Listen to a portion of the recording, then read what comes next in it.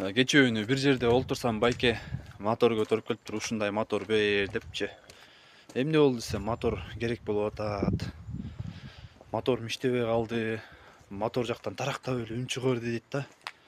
Анан мен айттым да, мейли мен жаңы мотор берейин, үйгө алып барып койгондон кийин иштебей калсачы десем, унчукпайт. Анан кийин айттым, моторуңуз менен контролеріңизди алып келиңиз дедим.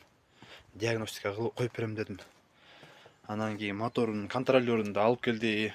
Алып келгенден кийин текшерсем, контролеры иштебей калыптыр. Ичиндеги транзисторлору күйүп кеткен экен.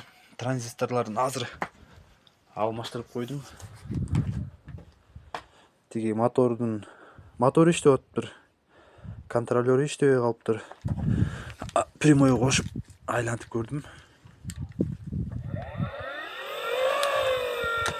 Өзү эле болжолдоо эле диагноз коюп коюптур да, моторум иштебей калды депчи. Анан айттым, жаңы мотор берейин.